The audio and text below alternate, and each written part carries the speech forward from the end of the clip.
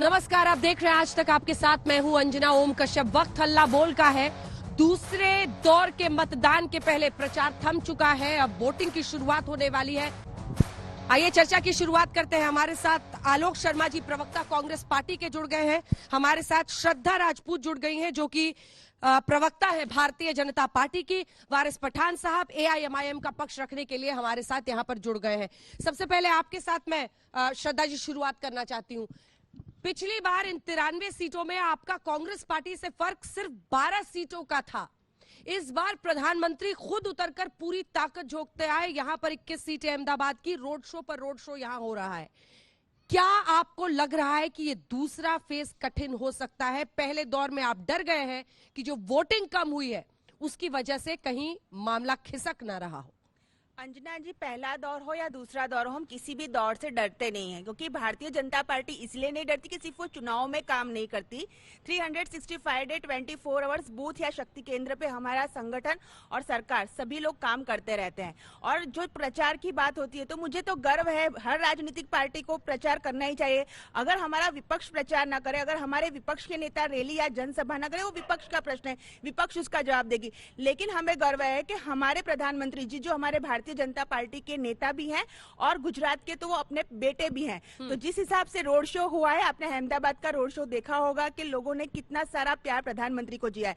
पंचमहाल में जो जनसभाएं हुई और भी जो जनसभाएं जो इस वक्त में मीडिया ने कवर कर ली है, तो आप उन सब में देख सकते हैं कि कैसे जन सैलाब अपना नरेंद्र मोदी माटे अपने बेटे के लिए वो लोग आ रहे हैं। तो इसके लिए प्रचार प्रसार करना, जनसभाएं करना, रैली करना, डोर टू डोर कैंपेन करना और डबल इंजन की सरकार के सारे सरकारी काम और अपनी विचारधारा को घर घर तक पहुंचा के रिपोर्ट कार्ड के हिसाब से वोट मांगना, ये हमारी पैटर्न है। चलिए अब आप जवाब दीजिए आलोक जी, क्योंकि आप 12 सीटें पीछे थे, लेकिन क्या इस बार वैसी हालत है?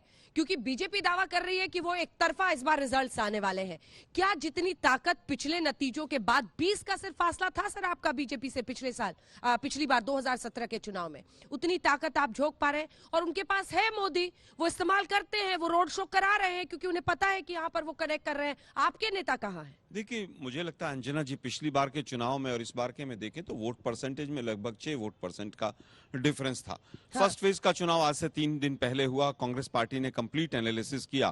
फर्स्ट फेज में 89 सीट्स गई। हम जनता का, गुजरात के लोगों का, गुजरात के वोटर्स का सर झुकाकर धन्यवाद करते हैं कि जो हमारे इंटरनल जो असेसमेंट्स आ रहे हैं वो 61 प्लस के आ रहे हैं।